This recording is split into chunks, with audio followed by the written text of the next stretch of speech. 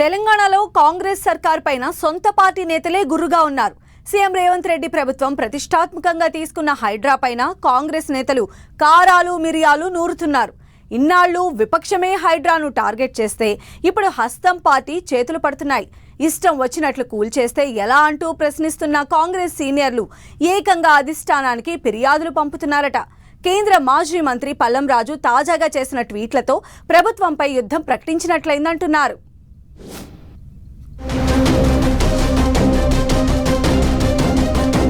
తెలంగాణ సర్కార్ తీసుకొచ్చిన హైడ్రా ఇప్పుడు టాక్ ఆఫ్ ది స్టేట్ గా మారింది.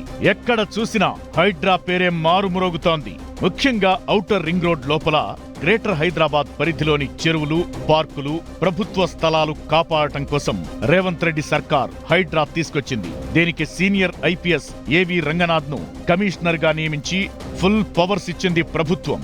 రూల్స్ కు భిన్నంగా ఉన్న కట్టడాలను నిర్దాక్షిణ్యంగా కూల్చేయమని ఆదేశాలిచ్చింది సర్కార్. దీంతో రోజుకో చోట హైడ్రా బుల్డోజర్లు అక్రమ కట్టడాలపై విరుచుకుపడుతున్నాయి. ఇక చెరువుల్లో ఫుల్ ట్యాంక్ లెవెల్ ఎఫ్టీఎల్లో ఉన్న నిర్మాణాలను తొలగించుకోవాలని ఇప్పటికే వందల నోటీసులు జారీ చేయడం కలకలం రేపుతోంది. ఇంతవరకు అంతా బాగానే ఉన్నా కొన్ని అంశాలు సర్కార్కు తలనొప్పిగా మారుతున్నాయి. బంజారాహిల్స్ లో ఒక పార్క్ స్థలం విషయంలో ఏకంగా ఖైరతాబాద్ ఎమ్మెల్యే దానం నాగేందర్ పై కేసు పెట్టింది హైడ్రా. ఈ విషయాన్ని సీరియస్ గా తీసుకున్న దానం హైడ్రాపై చిర్రుబుర్రులాడారు. సిటీకి ఎంతో మంది కమిషనర్లు వస్తుంటారు పోతుంటారు, దానం లోకల్ అంటూ సినీ డైలాగ్స్ వదిలారు దానం. అలా దానం రెచ్చిపోయినప్పటి నుంచి హైడ్రా దూకుడు మరింత పెంచింది. దానం నాగేందర్ కూడా సీఎం అక్షింతలు వేశారనే టాక్ కూడా నడిచింది.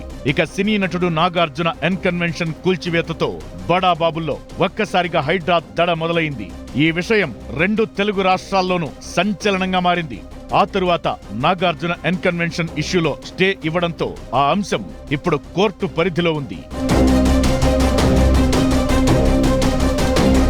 ఇక తాజాగా హైడ్రాపై మరో సీనియర్ కాంగ్రెస్ నేత కన్నెర్ర చేశారు. కేంద్ర మాజీ మంత్రి పల్లం రాజు సోదరులకు సంబంధించిన ప్రాపర్టీని కూడా హైడ్రా నేలమట్టం చేసింది. దీన్ని సీరియస్ గా తీసుకున్న పల్లం రాజు తెలంగాణ సర్కార్ తీరుపై గుర్రుగా ఉన్నారు.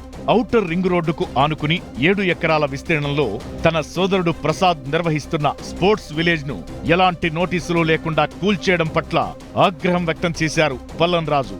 నోటీసులు లేకుండా తమ వాదన వినకుండా ఏకపక్షంగా హైడ్రా వ్యవహరించడం బాధగా ఉందంటూ ట్విట్టర్ వేదికగా రియాక్ట్ అయ్యారు పల్లం రాజు. ఇదే విషయాన్ని పార్టీ అగ్రనాయకత్వం దృష్టికి తీసుకెళ్లారు.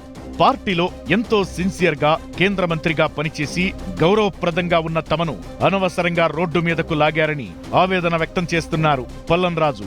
తమ కుటుంబానికి చెందిన స్థలంలో స్పోర్ట్స్ విలేజ్ ను నిబంధనల ప్రకారం అన్ని అనుమతులు తీసుకుని నిర్వహిస్తున్నా ఇలా చేయడం కరెక్ట్ కాదని ఆవేదన వ్యక్తం చేస్తున్నారు. ఈ విషయాన్ని పార్టీ అగ్రనాయకత్వం రాహుల్ గాంధీ, పార్టీ సంస్థాగత వ్యవహారాల ఇన్ఛార్జ్ కేసీ వేణుగోపాల్, పార్టీ అధ్యక్షుడు మల్లికార్జున ఖర్గేలను కలిసి పల్లం రాజు ఫిర్యాదు చేసినట్టు తెలుస్తోంది. మాజీ మంత్రి పల్లం రాజు చేసిన ఫిర్యాదుపై పార్టీ అధిష్టానం కూడా ఆరా తీసిందట. ఇంతకీ తెలంగాణలో ఏం జరుగుతోందని వాకబు చేసిందట. హైడ్రా పేరుతో ఏం చేస్తున్నారని ప్రభుత్వ పెద్దలతో కాంగ్రెస్ అధిష్టానం ఆరా తీసిందని పార్టీలో చర్చ జరుగుతోంది. అప్పటి నుంచే హైడ్రా నోటీసులివ్వడం ప్రారంభించిందనే టాక్ నడుస్తోంది. ఇక దీనికి తోడు గండిపేట, హిమాయత్ సాగర్ చుట్టూ కాంగ్రెస్ ముఖ్య నేతల ఫామ్ హౌస్లు ఉండటంతో ఆయా నేతలు సైతం ఆందోళన చెందుతున్నారు. వీరి విషయంలో ఎలాంటి చర్యలు తీసుకుంటారంటూ ప్రతిపక్షం తీవ్ర ఒత్తిడి చేస్తోంది.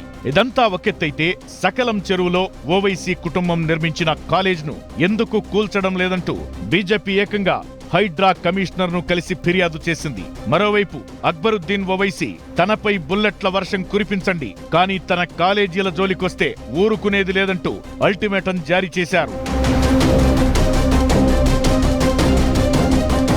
ఇలా హైడ్రా దూకుడు ఇప్పుడు సీఎం రేవంత్ కు పులి మీద స్వారీలా మారింది. హైడ్రా చర్యలు ప్రభుత్వ పెద్దలకు పెద్ద తలనొప్పిగా మారాయి.